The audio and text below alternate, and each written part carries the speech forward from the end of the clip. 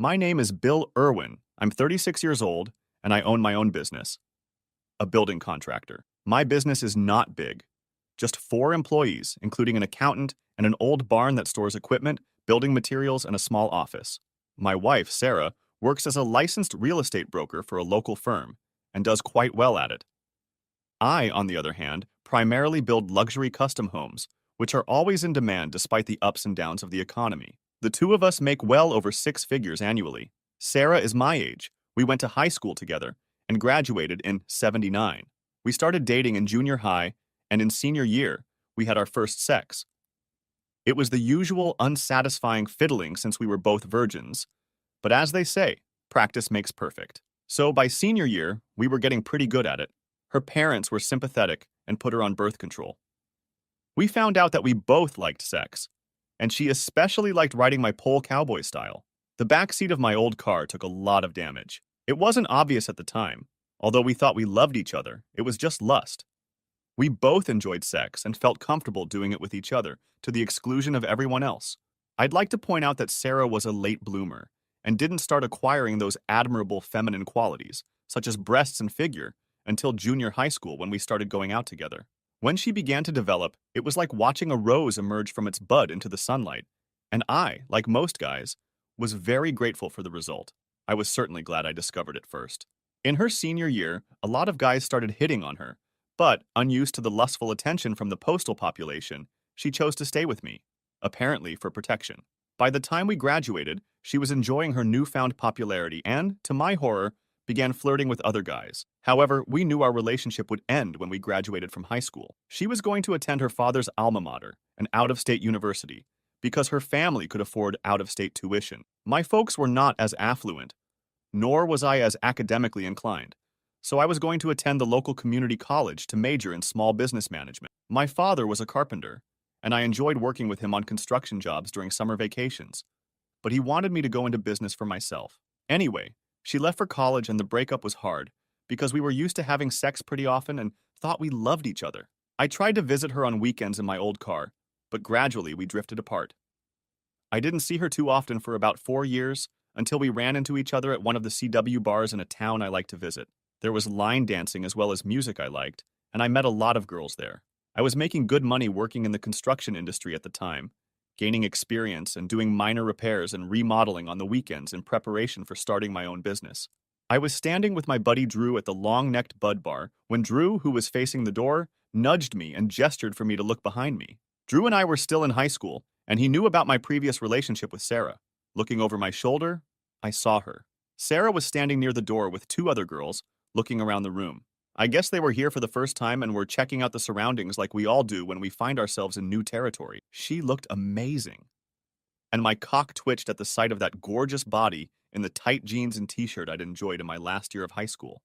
It had only gotten better with age. Suddenly, as she looked over the bar, I saw recognition appear on her face, and a smile lit up her face as she headed towards me, inviting her friends to follow her. "Bill, it's been a long time," she said as she put her arms around me and kissed my cheek. I felt those gorgeous breasts pressed against my chest, and my cock throbbed in my pants again. "It's good to see you again, Sarah," I said, hugging her enthusiastically. "You remember Drew, don't you?" "Sure, hi, Drew. These are my friends, Sally and Remy." Sally was a tall, slender redhead, and Remy was a perky, well-developed blonde. Both girls seemed a little nervous about being in the CW bar dance hall. "Hey guys, would you like a table?" I asked, trying to put them at ease. Heading to a table near the dance floor, I noticed that every guy in the place was following us with their eyes. Once seated, I caught the eye of one of the waitresses and ordered us each a round of drinks.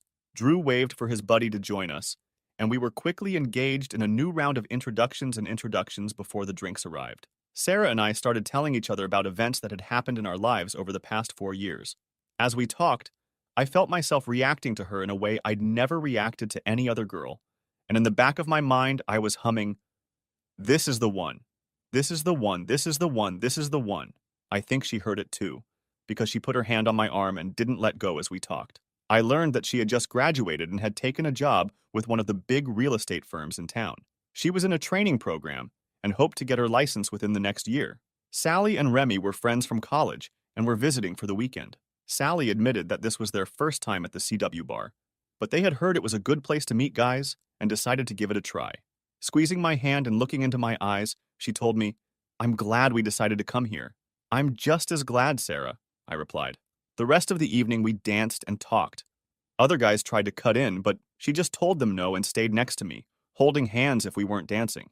It was obvious that we were about to become a couple.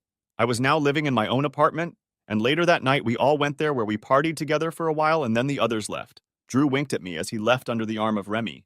They seemed to get along really well that night. That night was the beginning of our long-term relationship. The sex was as good as it had been during our high school years, and Sarah admitted that she had been intimate with several guys in college, but she thought I was the best lover. She never wanted to discuss her college years, and I didn't really want to know.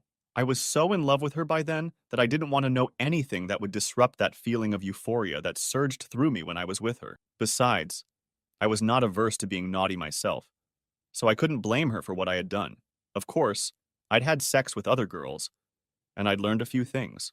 An older woman had taught me the joys of oral sex, and I was already quite adept at pussy work. When Sarah and I had sex as teenagers, we humped like rabbits. But as our new relationship began, love became part of the mix as our more experienced intimacies blossomed into a solid relationship. We often went out together with Drew and Remy. They had also started dating, and being mutual friends, it seemed appropriate for us to hang out together. I wasn't surprised when they announced their engagement a few months after meeting.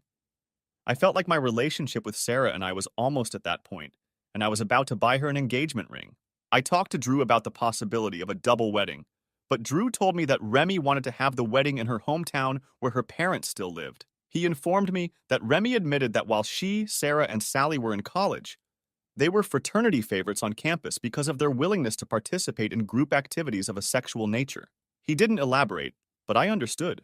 He said Remy wanted to start married life without fear that one day someone would come along who would find out about her past and try to take advantage of it. Drew said he was more than satisfied with her promise to remain faithful to him and their marriage in the future. I was surprised at Sarah's lack of candor about her past, but remembering my own past love life, I decided not to continue talking to her about what I had learned. Still, it bothered me, as my story seemed modest compared to hers, and I had a few anxious moments before our wedding when I remembered what Drew had told me. When I finally proposed, Sarah was ecstatic. We were at Outback Steakhouse in a secluded booth drinking coffee after a hearty dinner when I pulled out a small box containing the ring. Her eyes went wide when she saw it, and when I opened the box and saw the engagement ring I had chosen, she squealed with delight. Some of the other customers who could see our booth smiled as I slipped the ring on her finger and proposed. "Sarah, will you be my wife?" "Oh, yes, yes, I will! I am so excited! Yes, my darling, I will be your wife!" she exclaimed as I walked around the table and moved towards her, enclosing her in my arms. We kissed to the applause of those around us as more of the customers and staff realized what had just happened. We were slightly embarrassed as we broke the embrace and nodded to those around us. The scrutiny on us soon subsided and we sat together, sipping coffee and talking softly. Occasionally, a waiter came by and refilled our cups, but otherwise we were alone in our own world, exchanging loving kisses. I don't know why, but what Drew had told me about Sarah, Remy, and Sally suddenly came to mind, and I thought this would be a good time to assert my position on fidelity in our marriage. "Sarah," I said, kissing her lightly on the lips, "you realize this is forever. I'm committing myself to you for as long as I live. There will be no other. I love you too, Bill, and I will until the day I die. We're forever, and there will never be anyone else for me." She returned my kiss, lightly at first, and then I felt the tip of her tongue touch my lips for a brief second. It was enough to make my cock reflexively surge with the promise that touch held. That night, we swore our allegiance to each other, and I knew that our wedding would be just a formality to be in. I felt peaceful, and I hoped I could put an end to the stray, doubting thoughts that teased me from time to time. About 4 months later, our wedding took place, and we traveled to Maui to honeymoon for a week. Then we went back to work building my business, and she went back to her job. Of course, she had moved in with me a few weeks before, so there wasn't much change in our existence now that we were husband and wife. When we were together, we indulged in love and lust, and any doubts I might have had dissolved in our passion and devotion to each other. When we got married, we set ourselves the goal of continuing to live in an apartment, and in 5 years we would save up money and build our own house and then think about parenthood. It only took 4 years and we had our own house, and a year later, our first child was born, a girl we named Betsy Ann after her mother. 2 years later, we had a son, and we named him Jason Michael in honor of our fathers. While the children were young, Sarah cut back on her work hours to become a stay-at-home mom. Sarah had always been a health freak, and after having children, she had immersed herself in physical fitness and managed to maintain the figure she had when we married. She was still a sexy woman and tried to dress accordingly. Sometimes it was awkward to go out in public with her and watch the other guy's reaction. Life was good. Our family life revolved around our 2 children, and the rest was about starting my business. Even though we had been married for several years, my love for Sarah was as strong as the day I decided that she was the one. Our sex life may have suffered a bit, but I felt that the frequency of our intimacy was more than adequate. At any rate, I had the impression that she returned my love and was satisfied with our bedroom activities. Every now and then, I remembered Remy telling Drew about her and Sarah's promiscuous sex life in college, and not being a guy who likes nasty surprises, discreetly checked her out, but never found anything that hinted at any indecency. Of course, working as a real estate saleswoman, she was free to choose her genre of work and hours that I couldn't keep track of. But that was fine with me. The social aspect of our lives involved a close bond with Drew and Remy as our best friends. We had other acquaintances, of course, but we socialized almost exclusively with them. We organized our vacations together and met up frequently throughout the month. Friday night was always a dinner date, followed by dancing at one of the best clubs in town. Drew and Remy had 2 kids a couple years older than ours, but they enjoyed playing with ours, so summer backyard barbecues were happy times. A couple times a year, I traveled overseas to a builder's convention to keep up with the latest trends in new materials and appointments to help sell a luxury home. I was always glad that Sarah could turn to Drew if she had a problem while I was away. Drew worked as an electrician for a local contractor, and I would occasionally engage him for work. I considered hiring him myself, but decided that being his boss might interfere with our friendship. Remy worked in the administrative department of the local hospital as an assistant administrator, and I think she hoped to take over the administrator's position someday when he retired. She was a very smart woman, and I thought how lucky Drew was to have married her, even though she had put on a few pounds after having children. Near the age of 30, Sarah started hinting that she wanted to go off the birth control pill. And since we had decided that we weren't going to have any more children, one of us should fix ourselves so that pregnancy wouldn't bother us anymore. Besides, she said, I'm constantly worried about the long-term effects of taking them. And Remy told me that Drew had a vasectomy and feels much better without taking them. Okay, honey, I have to go to a builder's convention in Omaha City next week. I'll think about it and give you an answer when I get back. My buddy Drew did it. I'll have to talk to him and see what's what. Before we go to the convention, I thought, thank you, Bill. I'll really appreciate your understanding. Tonight, I'll show you how much I appreciate it. And she did. A couple days later, I had a chance to talk to Drew about his vasectomy, and after listening to him and his experience, I decided that I would go ahead and have it done as well. I didn't tell Sarah, however. Since it was such a simple outpatient procedure, I would surprise Sarah and have it done while I was at the convention. With that thought in mind, I said goodbye to my family a few days later and headed to Omaha for a convention. Sarah was a little worried as she didn't like sleeping alone, but we calmed each other down by saying, "Love you," kissed goodbye, and I left. In Omaha, I looked through the yellow pages in my hotel room and found a doctor who advertised a quick, painless, scalpel-free vasectomy and called his office. I was encouraged that he had an appointment available for the next day, which would be for an initial exam. When I explained that I was only in town for a couple days and was doing this as a surprise for my wife, the receptionist assured me that if everything went well at the initial appointment, she could schedule me for the procedure the next day. This sounded satisfactory, and I made an appointment for the next morning. I went to bed that night in good spirits, even after my late-night phone call to Sarah had gone well, and thought how happy she would be when she could stop taking birth control pills. I didn't sleep well that night, thinking about surgery, and after a light breakfast I went to the doctor's office, which was in a medical office complex nearby. After filling out all the forms, including my medical history, a nurse measured my blood pressure, weighed me and took a blood sample, and then after a short wait, the doctor entered the small exam room. He was an older gentleman who understood my nervousness and immediately put me at ease, explaining that the procedure was very simple and I would be given a local anesthetic, making it relatively painless. Drew told me roughly the same thing, but I was still a little nervous that someone would be handling my most sensitive and valuable appendage, but decided to take the risk anyway. He told me that it was common for patients to submit a spermogram before surgery to have a baseline for comparison later, so he needed me to submit a sample before I left the office. I wasn't expecting this, indeed. I had never given it much thought, but his nurse seemed to be serious about it as she took me into a small room, handed me a sample bottle, and said as I entered, You'll find everything you need here. Then closed the door, leaving me isolated inside.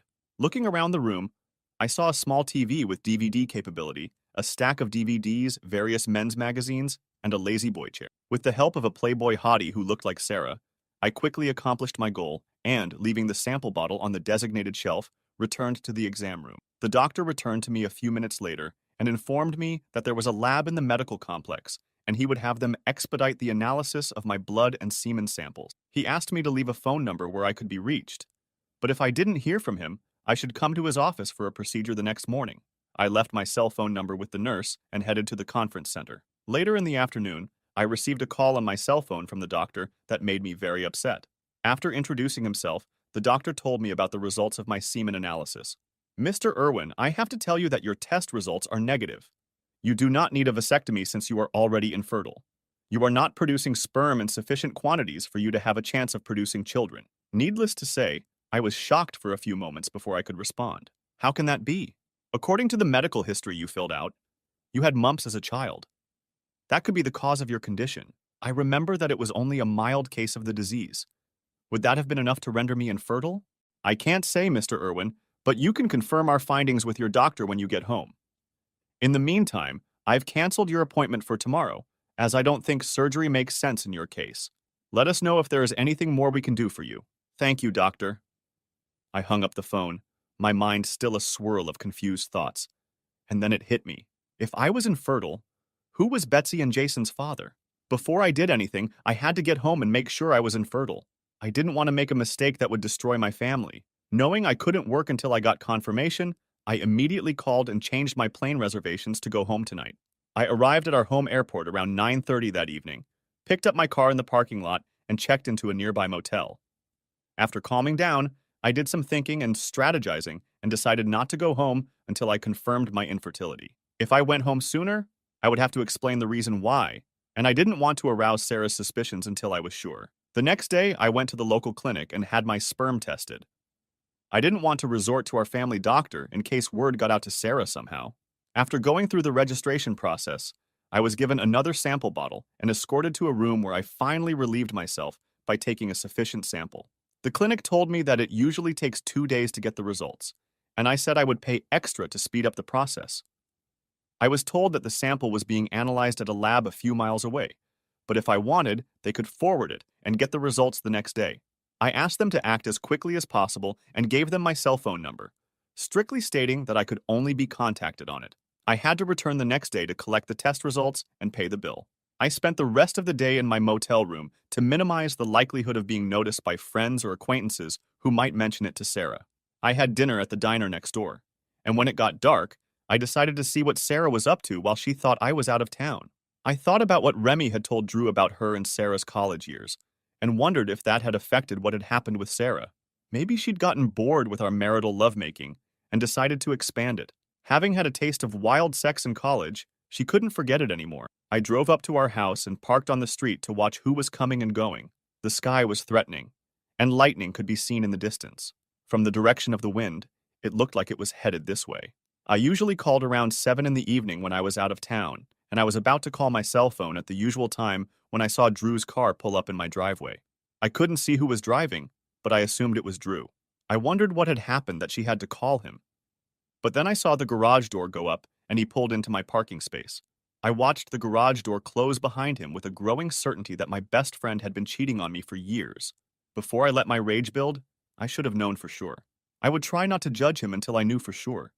But something in my life was seriously wrong, and I felt like I was getting closer to figuring it out. Was Drew the father of my children?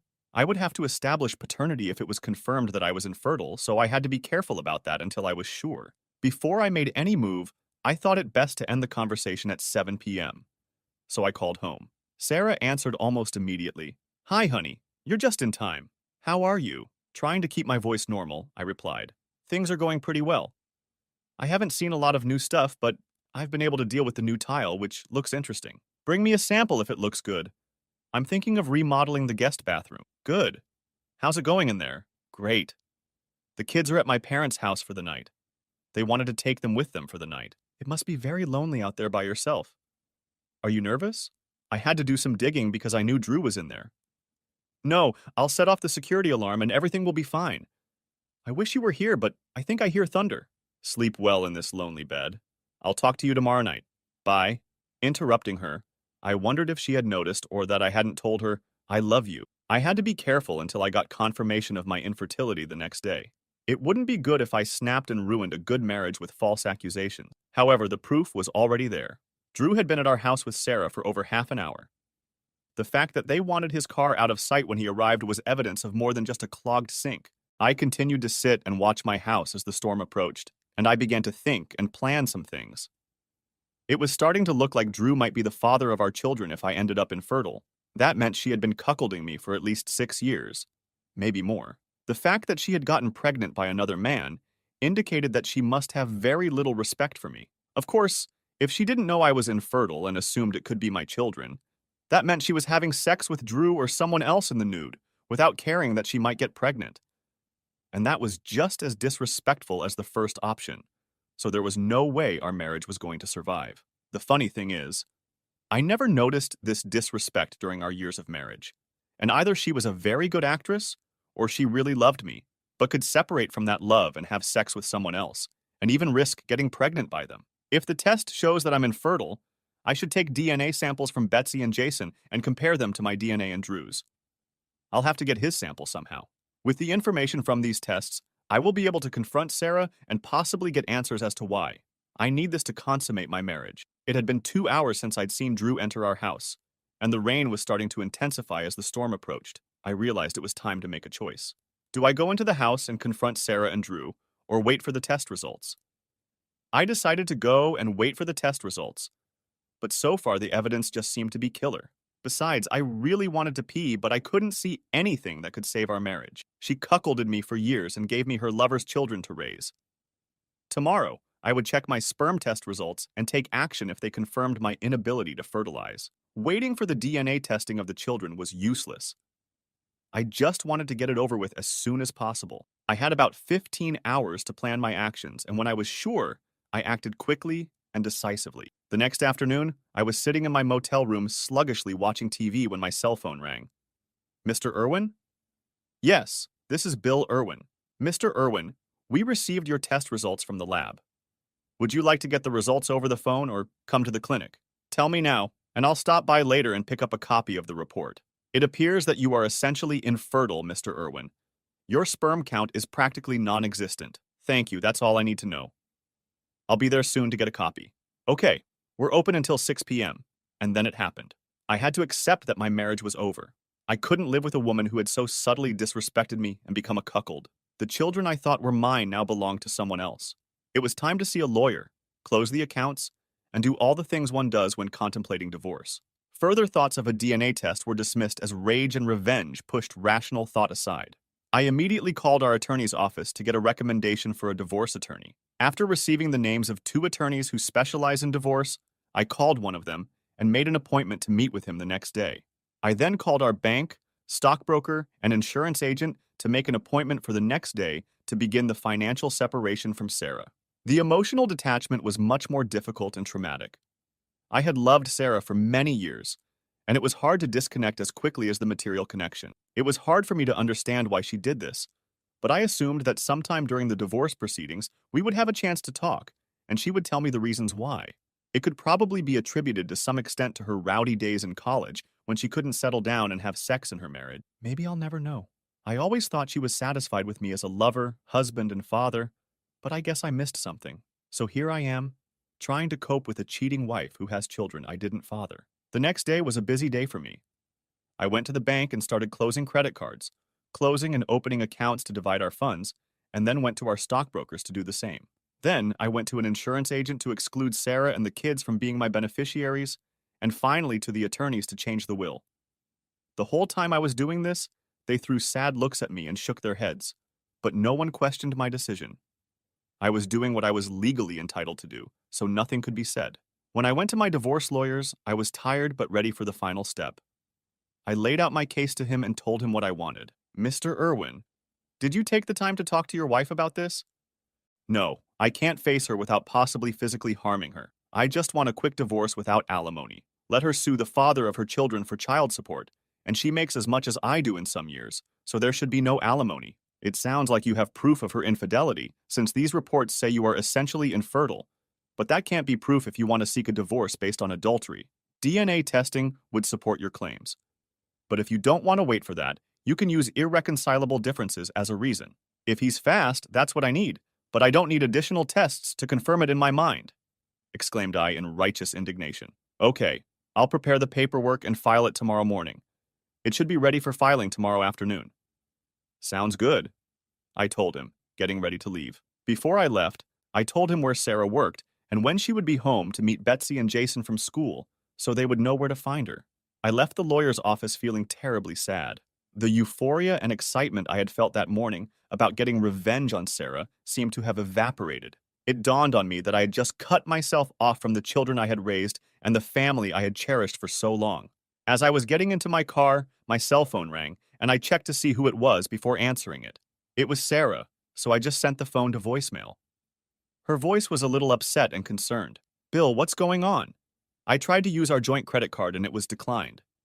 Do you know anything about this? I tried calling your room in Omaha, but they said you checked out the day before yesterday. Where are you?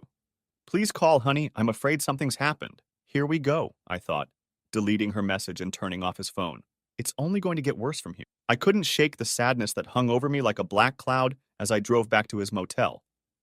The feeling didn't leave me for the rest of the day, and that night, I had trouble falling asleep. The next morning, I called my foreman at the construction site and informed him that I was back in town and would be out to see him later that morning. I decided that I would have to get a new phone with a different number so I could keep working while avoiding Sarah. I pulled over and took care of that right after breakfast and threw the old phone in the glove compartment. Once there, I checked on the progress of the work and then decided to head home and move in while Sarah was at work and the kids were at school. I needed to find a furnished apartment quickly so I had somewhere to live. Before I left, I gave the foreman my new phone number and asked him not to give it to Sarah. When I pulled up to the house, I found that Sarah's car was gone. So I pulled into the garage and went inside to gather the things I would need for the first time. We had a property division to go through before our material possessions could be finalized. I was in our bedroom, packing clothes into the 2 suitcases I had taken from the attic, when I heard a voice behind me. Weren't you even going to say goodbye? Sarah came home to pick up some forgotten papers and caught me. I was shocked. I hadn't planned our meeting yet. Hi, Sarah. I didn't expect you to be home. Obviously, Bill, she replied wryly. Now are you going to tell me what's going on? I tried calling until I ran out of battery on my cell phone, but now I want an answer. I thought I'd better get it over with. Sarah, remember before I left for Omaha, we talked about me having to get a vasectomy? Yes, I remember. Well, while I was in Omaha, I decided to surprise you and do it there since I found out it was such a simple and painless procedure. Before the surgery, the doctor took a sperm sample from me and discovered that I was infertile. Needless to say, I was shocked. How could I have 2 children and be infertile?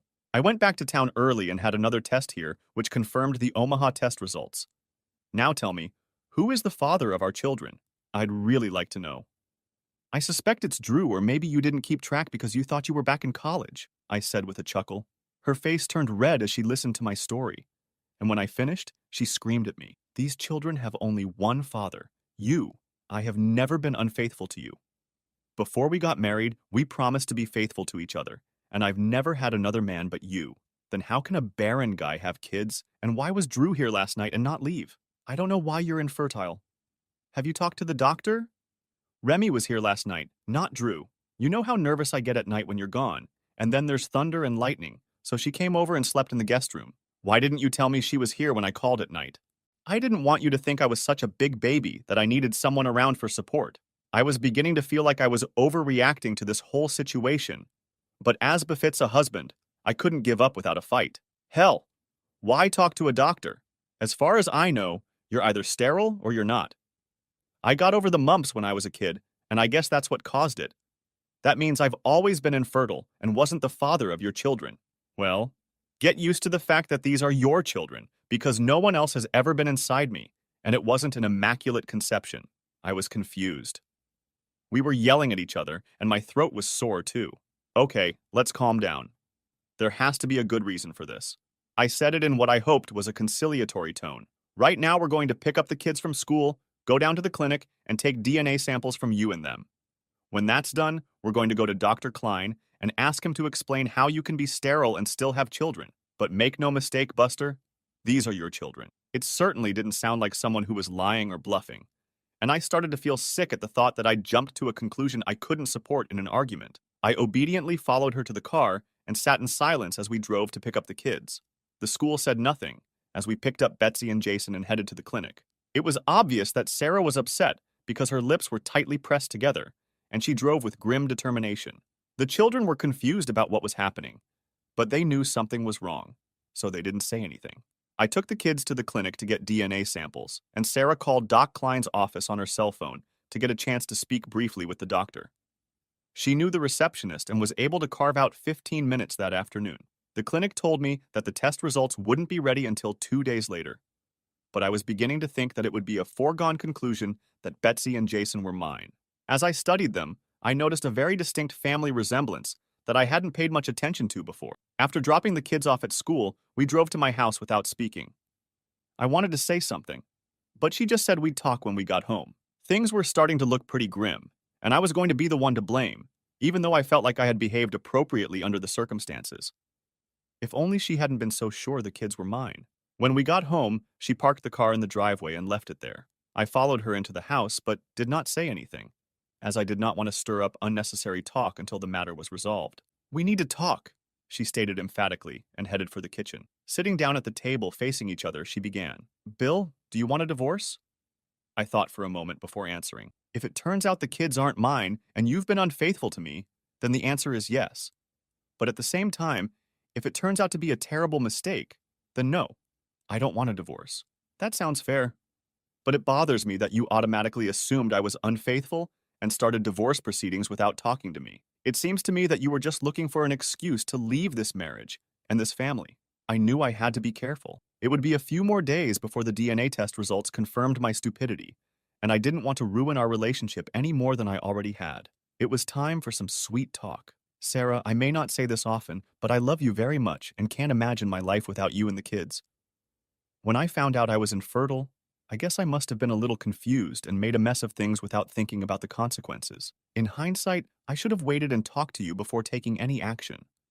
Let's talk to the doctor this afternoon and see if he can come up with a logical explanation for my infertility, and then we'll move forward. You can't imagine how devastated I was when I thought that you cheated on me and that Betsy and Jason were not my children. I ask you to forgive me for not talking to you first." She sat and listened to me as I spoke, but I could see her start to relax a little when I was done. "Okay, let's have lunch and then we'll head to the doctor's." She didn't say anything else, but began to prepare dinner. I knew she was withholding judgment for now, and I hoped that was a good sign as we ate in silence. Shortly after arriving at the doctor's office, we were ushered into one of his exam rooms. When the doctor joined us, I told him that I had learned that I was infertile and showed him the results of my semen analysis. I then told him that my wife claimed that I was the father of our children. He took a quick look at the test results and then looked at my medical records. "If you are the father of your children, there must have been some event or disease after they were born that affected sperm production," the doctor noted. "Do you remember any incidents that may have affected your testicles since then?" Suddenly, Sarah spoke up. "Remember last summer when you were playing softball with your team from work? You were playing shortstop and they threw you a ball that bounced unluckily and hit you right in the crotch. You weren't wearing a heel pad, and you were in pain in your groin for a week afterward. I tried to talk you into going to the doctor, but you wouldn't go." I suddenly remembered the incident and was immediately stunned that I hadn't thought of it during everything that had happened in the past few days. Oh my God, that could have been it. I didn't even think about it. What a stupid asshole I am. Could that have caused my problem, Doc? It could have caused damage to the tubes that carry sperm to the testicles, or damage to the vein that cools the blood in the testicles, or a combination of both. We will have to do testing to determine the cause. But yes, this incident may have made you infertile. It may partially correct itself over time. Oh my God, I groaned. What have I done? Sarah just sat there looking at me. Epilogue. DNA tests confirmed that Betsy and Jason were mine. I also had a vasectomy just in case. In time, Sarah forgave me. Perhaps because of this incident, she realized that I was very intolerant of infidelity on her part. Of course, I kept it a secret for quite a while, until she decided that she wanted to keep me around. The most embarrassing part of the whole incident was that I had to go back and correct the changes in our financial situation. I think some of the ladies at the bank and insurance office guessed why I wanted to get our accounts back to the way they were, and couldn't resist a satisfied smirk. The only thing I'm really thankful for is not voicing my suspicions to my buddy Drew. I can only hope that Sarah never tells